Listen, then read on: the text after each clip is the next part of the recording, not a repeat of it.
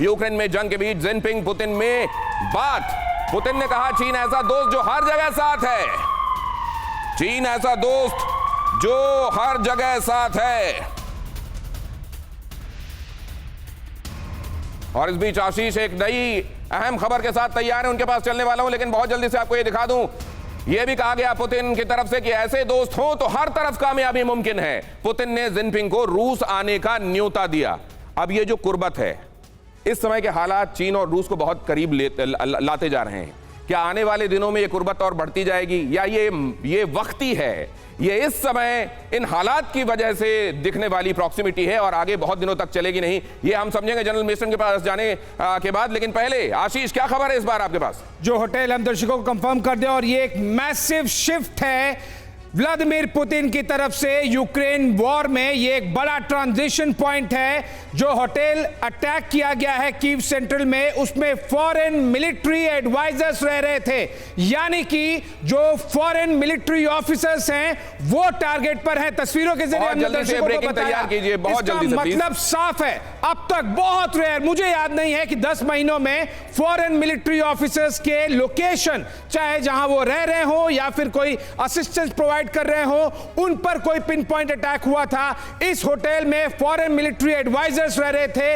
It's a massive transition point.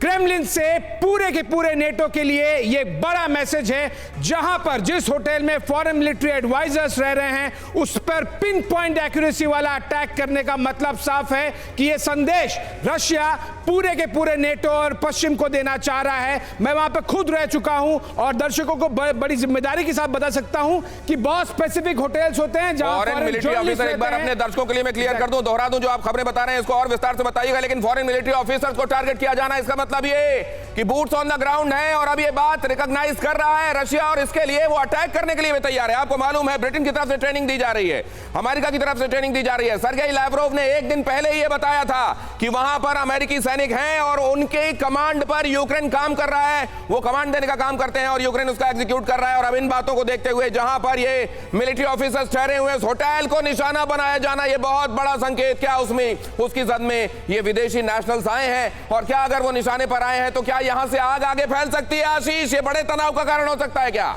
बिल्कुल, जैसा कि मैं कह रहा हूं कि ये अगर फॉरेन मिलिट्री एडवाइजर्स को आप अटैक करेंगे तो जाहिर सी बात है कि डायरेक्ट इन्वॉल्वमेंट भी हो सकता है, और डायरेक्ट इन्वॉल्वमेंट है ये मान के रशिया इसी तरह से अटैक कर रहा है। होटल की तस्वीरें जो हमने टेक्निकली बताई दर्शकों को, ये साफ करती है, जैसे मैंने कहा कि देखिए ये कोई स्ट्रे मिसाइल नहीं है, कोई एयर डिफेंस का हिस्सा आकर नहीं गिरा है। उस तरह के भी अटैक्स हमने देखे हैं। होटल के ठीक ऊपर से आके पूरे का पूरा हिस्सा लेकर गिरा है। ये तस्वीरें सामने रखिए।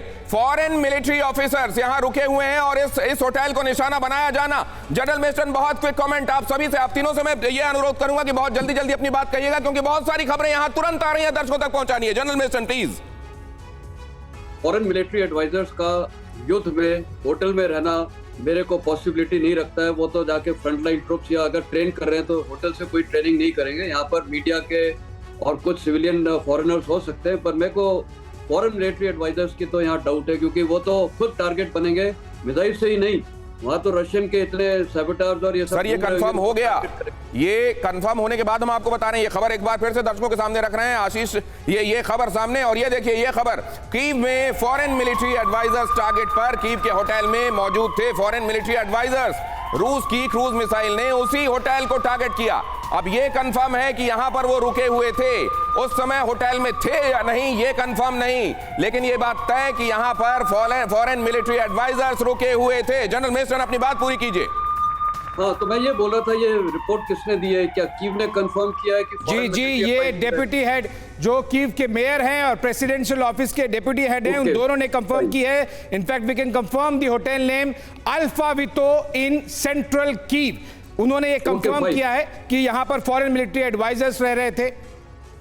तो ठीक है, अगर फॉरेन मिलिट्री एडवाइजर्स थे तो ये कंफर्म रिपोर्ट है जैसे आप बता रहे हैं। और सर, एक और खबर आ रही है, ज़ैपोरिज़िया को भी टारगेट किया गया है। क्या न्यूक्लियर प्लांट के आसपास, न्यूक्लियर थर्मल पावर प्लांट के आसपास मिसाइल गिरी है? वो भी हम समझेंगे, लेकिन बहुत जल्दी से राजन सर, आपसे मैं ये जानना चाह रहा हूं, यहां पर क्या एस्केलेशन का बड़ा अंदेशा न्यू ईयर पर बना हुआ है? सर जी, एस्केलेशन की संभावना बिल्कुल बनती है अगर फॉरेन वहाँ पे जो एडवाइजर्स हैं उन पे अटैक हुआ।